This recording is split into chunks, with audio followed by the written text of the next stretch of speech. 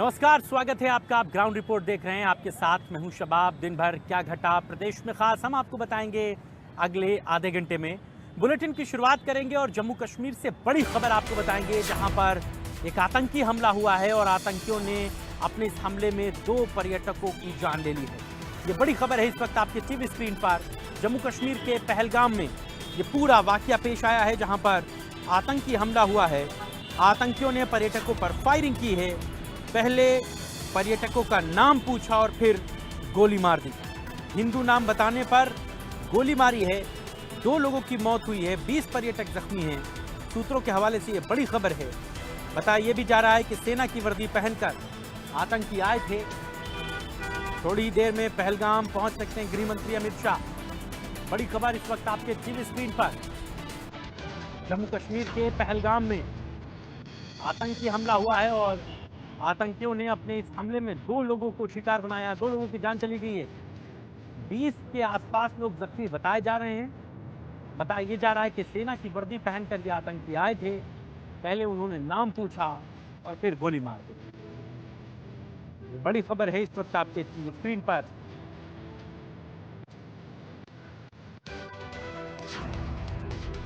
जम्मू कश्मीर के पहलगाम से ये बड़ी खबर आपको बता रहे हैं, जहां पर बेहद दर्दनाक हादसा पेश आया है। आतंकी हमला हुआ है। यहां पर आतंकियों ने गोली मार के 2 लोगों की जान ले ली। 20 लोग जख्मी बताए जा रहे हैं। बड़ी खबर है इस वक्त आपके टीवी स्क्रीन पर।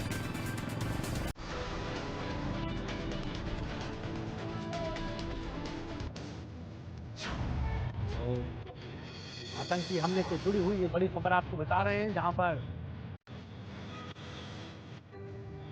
आतंकियों के इस हमले के बाद से पूरे जम्मू कश्मीर में अलर्ट है। गृह मंत्री खुद इस पूरे मामले पर नजर बनाए हुए हैं और खबरें ये भी हैं कि अब से थोड़ी देर के भीतर खुद भी जम्मू कश्मीर पहुंच सकते हैं।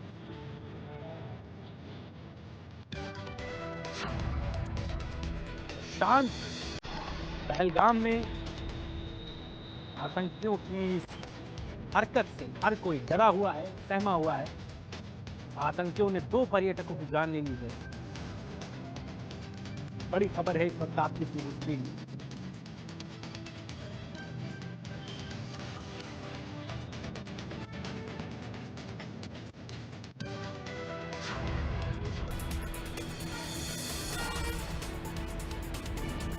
तो जम्मू कश्मीर से ये बड़ी खबर आपको बता रहे हैं। आतंकी हमले के बाद पूरे इलाके में दहशत का माहौल है, डर का माहौल है।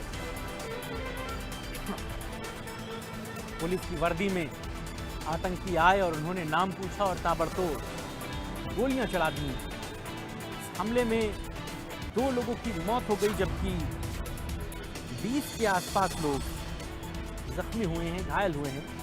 सभी लोग पर्यटक थे, पहलगाम घूमने गए थे। अपनी खूबसूरत वादियों के लिए पहलगाम दुनिया में जाना जाता है, लेकिन आतंकियों की नापाक मंसूबों ने एक बार फिर से पूरे इलाके को दहला दिया है। 2 लोगों की हत्या कर दी गई है।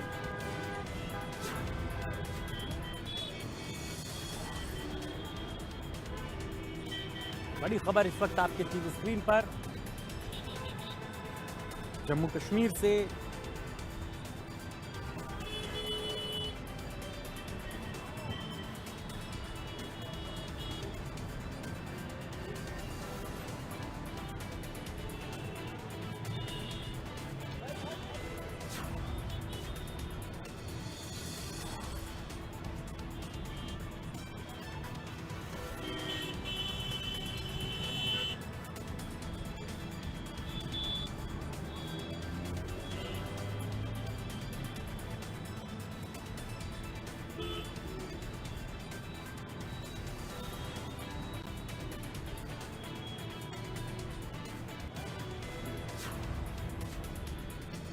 तो ये बड़ी खबर आपको बता रहे हैं कश्मीर से। कश्मीर के पहलगाम में ये घटना सामने आई है, जहां पर आतंकियों ने 2 लोगों की गोली मारकर हत्या कर दी और 20 लोग जख्मी हैं। ये सभी लोग पर्यटक बताए जा रहे हैं। घूमने ये लोग गए थे, सारे पर्यटक।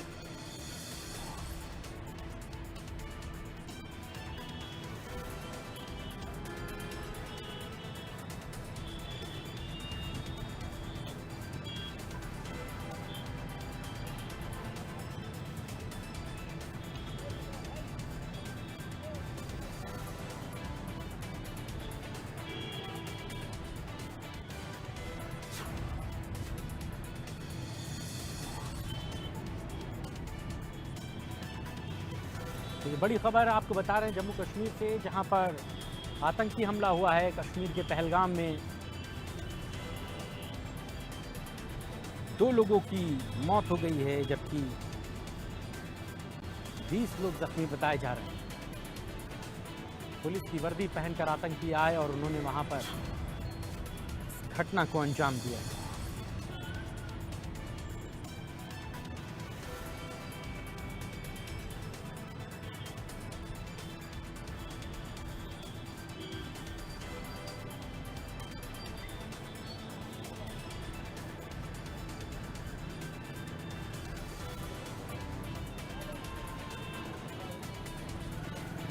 तो बड़ी खबर है इस वक्त आपके टीवी स्क्रीन पर।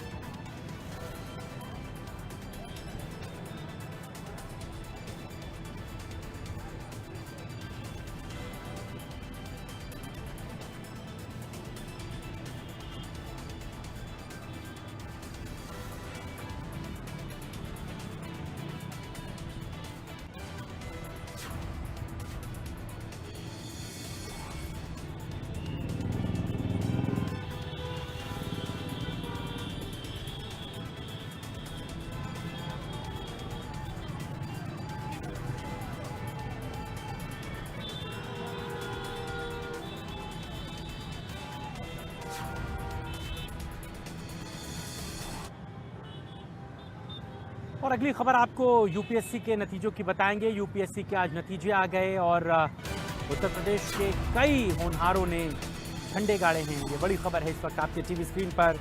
यूपीएससी सीएससी का रिजल्ट घोषित हुआ है।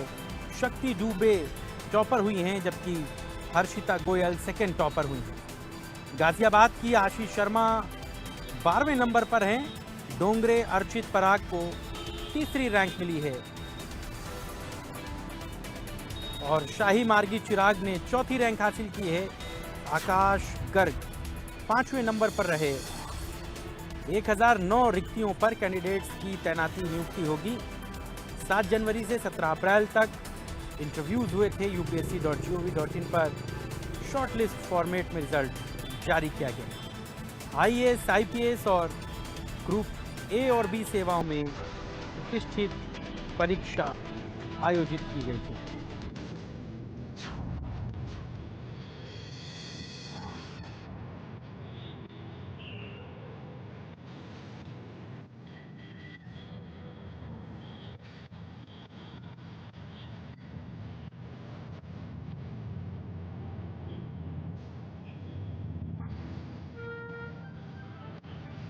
तो ये बड़ी खबर है आपके टीवी स्क्रीन पर।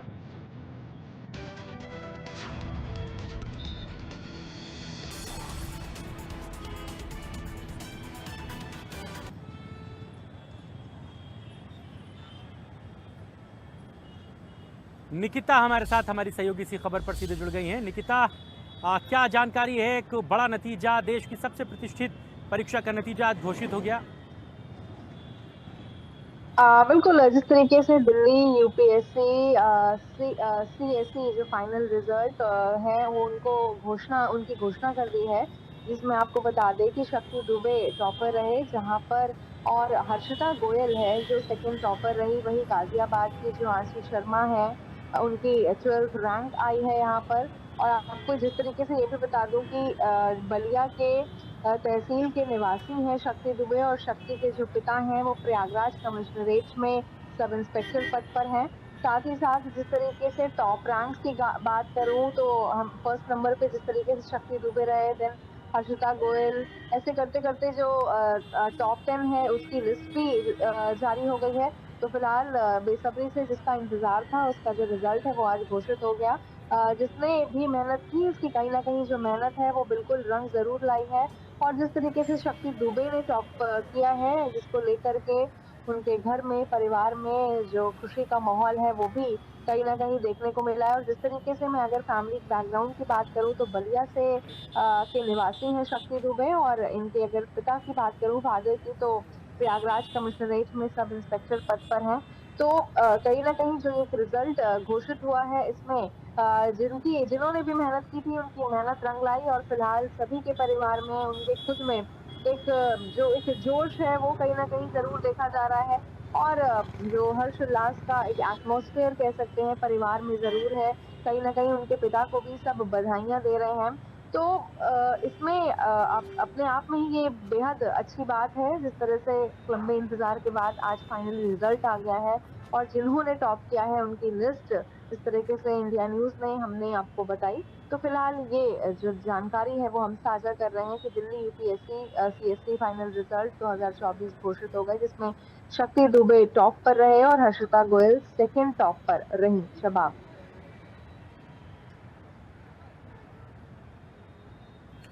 ठीक है निकिता, बहुत शुक्रिया इस पूरी बातचीत के लिए। आप नज़र बनाए रखिए और प्रतियोगी छात्रों के अचीवमेंट सुनकर बड़ा अच्छा लगता है, जिस तरीके से वो बताते हैं कितने घंटे की मेहनत और कैसे उन्होंने इस सफलता को पाया। बहुत शुक्रिया इस पूरी बातचीत के लिए।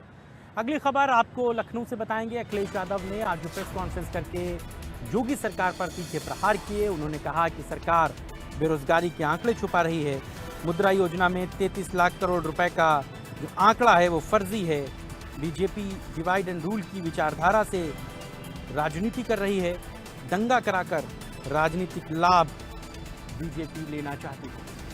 ये बड़ी खबर है इस वक्त आपकी टीवी स्क्रीन पर। अखिलेश यादव ने आज प्रेस कॉन्फ्रेंस करके तमाम तरीके की बातों के जवाब दिए। अखिलेश यादव ने कहा कि सरकार बेरोजगारी के आंकड़े छुपा रही है।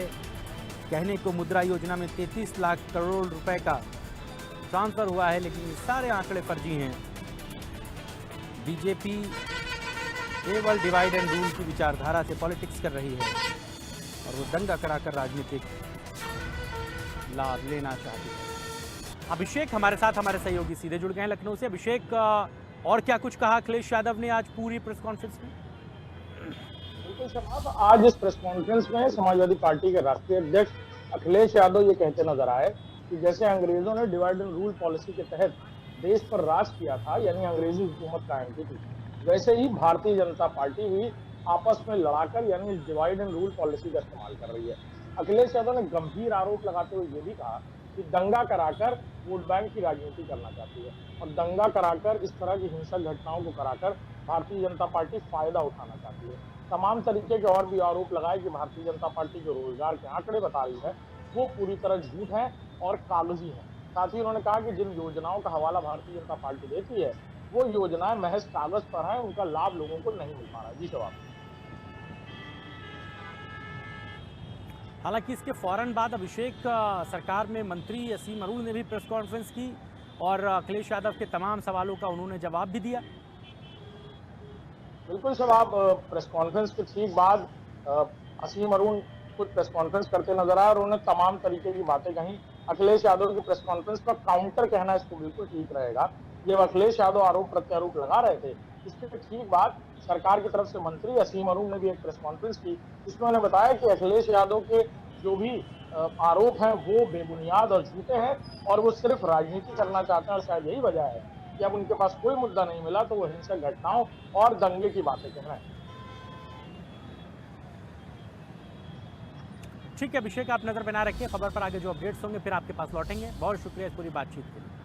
लखनऊ के बाद रुख आगरा का, जहां के खैरागढ़ में एक दलित महिला के साथ, एक बच्ची के साथ रेप की जघन्य घटना हुई और यहां पर समाजवादी पार्टी के सांसद रामजी लाल सुमन उसे देखने पहुंचे, उससे मिलने पहुंचे, लेकिन वहां पर उन्होंने विवादित बयान दे दिया। उन्होंने कहा कि बालिका से दुष्कर्म कोई इतना बड़ा मामला नहीं है कि अखिलेश यादव वहां पर आए।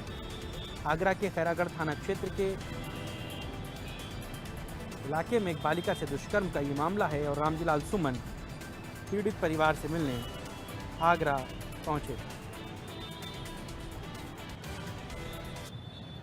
जहाँ कल अखिलेश जी आपसे मिलने के लिए आए और आप एक संदेश की तरह आए हैं, क्या राष्ट्रीय अध्यक्ष आपके इस पीड़ित परिवार से मिलने के लिए या क्या कोई मदद करेंगे? क्या आप बच्चों जैसी बातें करते हैं? कल वहाँ हमसे मिलने आए थे, आज हम आए हैं। पार्टी के महामंत्री, हमारे पार्टी के सभी साथी हैं। इतना बड़ा मामला नहीं है। इस परिवार की जो मदद हमसे हो सकती है, राष्ट्रीय अध्यक्ष जी की आवश्यकता नहीं है। इस परिवार की जो मदद हो सकती है हम जरूर मदद करेंगे। और हमने कह दिया है कि परिवार के लोग हमारे संपर्क में रहें, जो अधिक से अधिक मदद हम कर सकते हैं जरूर करेंगे। जहाँ कल अखिलेश जी आपसे मिलने के लिए आए और आप एक संदेश की तरह आए हैं, क्या राष्ट्रीय अध्यक्ष आपके इस पीड़ित परिवार से मिलने के लिए या क्या कोई मदद करेंगे? क्या आप बच्चों जैसी बातें करते हैं? कल वहाँ हमसे मिलने आए थे, आज हम आए हैं। पार्टी के महामंत्री, हमारे पार्टी के सभी साथी हैं। इतना बड़ा मामला नहीं है। इस परिवार की जो मदद हमसे हो सकती है, राष्ट्रीय अध्यक्ष जी की आवश्यकता नहीं है। इस परिवार की जो मदद हो सकती है हम जरूर मदद करेंगे। और हमने कह दिया है कि परिवार के लोग हमारे संपर्क में रहें, जो अधिक से अधिक मदद हम कर सकते हैं जरूर करेंगे। जहाँ कल अखिलेश जी आपसे मिलने के लिए आए और आप एक संदेश की तरह आए हैं, क्या राष्ट्रीय अध्यक्ष आपके इस पीड़ित परिवार से मिलने के लिए या क्या कोई मदद करेंगे? क्या आप बच्चों जैसी बातें करते हैं? कल वहाँ हमसे मिलने आए थे, आज हम आए हैं। पार्टी के महामंत्री, हमारे पार्टी के सभी साथी हैं। इतना बड़ा मामला नहीं है। इस परिवार की जो मदद हमसे हो सकती है, राष्ट्रीय अध्यक्ष जी की आवश्यकता नहीं है। इस परिवार की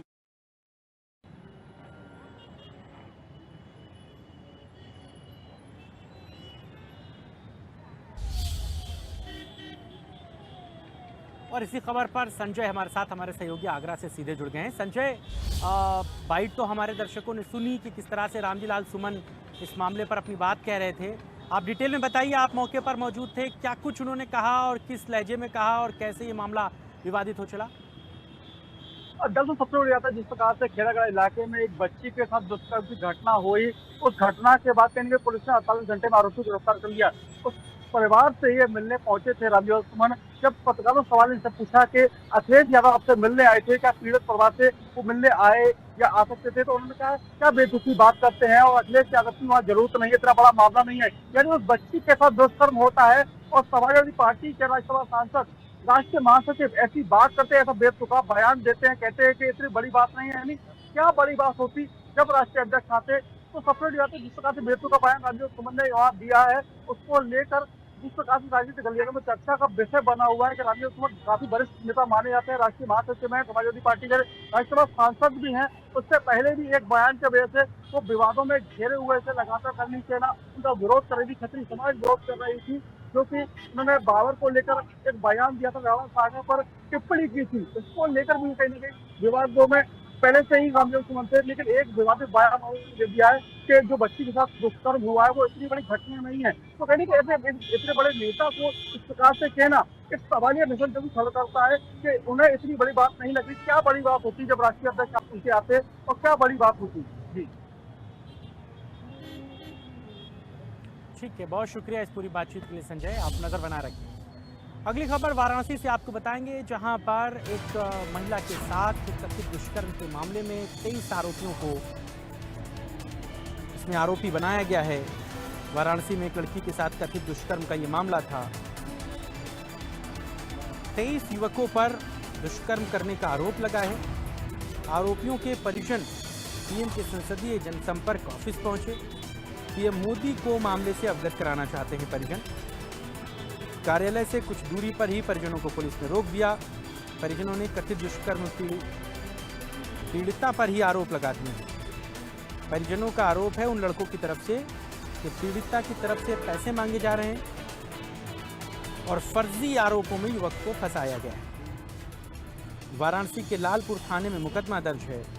पुलिस ने 14 आरोपियों को गिरफ्तार किया है। इस मामले में एसआईटी की टीम गठित की गई।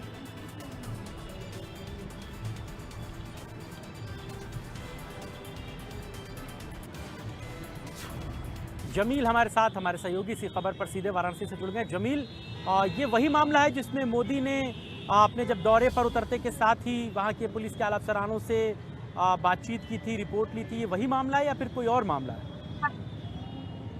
बिल्कुल, देखिए सबाब वही मामला है जिसमें प्रधानमंत्री नरेंद्र मोदी अपने पिछले दिनों जो वाराणसी पहुंचे थे और वाराणसी पहुंचने के बाद तमाम जो बनारस के आला अधिकारी हैं उनसे सीधा बातचीत की और उनसे कहा कि ये घटना कैसे घटी, उनको फटकार लगाई। उसके बाद लगातार एक्शन मोड में वाराणसी पुलिस कमिश्नर मोहित अग्रवाल है और उसके बाद ताबड़तोड़ उन्होंने गिरफ्तारी की। अब तक लगभग जो हमारे पास जानकारी है वो 14 लोगों की गिरफ्तारी हो चुकी है। उसके बाद एसआईटी की टीम बैठी और एसआईटी की टीम बैठने के दौरान मोहित अग्रवाल ने कहा कि अब किसी की गिरफ्तारी नहीं होगी, क्योंकि एक बड़ा मामला आया था, क्योंकि परिजनों जो गिरफ्तारी हुई है जिनके ऊपर ये मुकदमा दर्ज किया गया, उन तमाम परिजनों के लोग ने मुख्यालय पहुंचकर बहुत सारे सबूत उनको पेश किए थे। तो उस सबूत के आधार पर उन्होंने एक एसआईटी टीम गठित की और उसके बाद उन्होंने कहा कि जब तक एसआईटी की टीम गठित की जांच नहीं हो पाती तब तक कोई यानी कि कोई गिरफ्तारी नहीं होगी। लेकिन उसके बाद एक नया मोड़ आज आया है कि उसी पीड़िता के एक दोस्त ने एक बड़ा खुलासा किया और मुख्यालय पर पहुंचकर प्रधानमंत्री नरेंद्र मोदी के संसदीय जो कार्यालय है वहां पर पहुंचकर उसने एक पत्रक दिया और उसमें कहा कि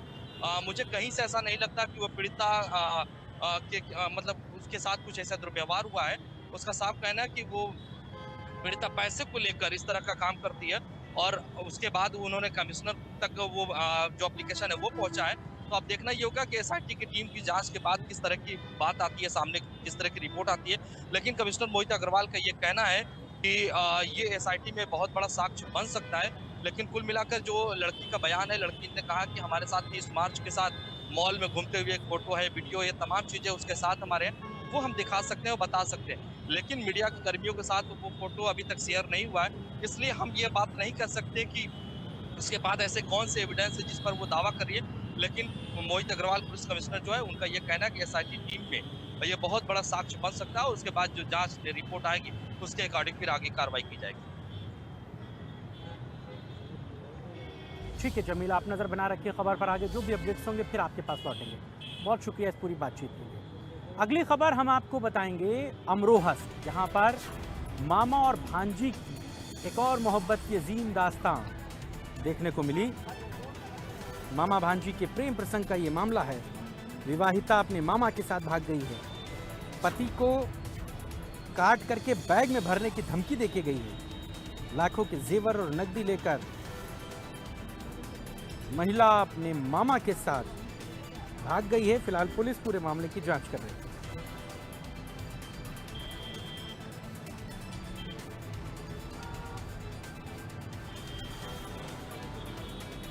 तो अमरोहा से खबर आपको बता रहे हैं,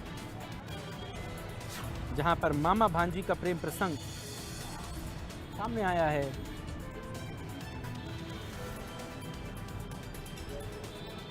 अरुण हमारे साथ, हमारे सहयोगी इसी खबर पर अमरोहा से जुड़ गए हैं। अरुण, क्या है पूरी जानकारी? देखिए, पूरा मामला अमरोहा के बछवाई थाना क्षेत्र का है, जहां पर योगेश नामक जो व्यक्ति हैं उनकी 17 मार्च को शादी हुई थी और शादी के लगभग 20 दिन के बाद जो उनकी पत्नी है वो अपने मामा के साथ फरार हो गई है।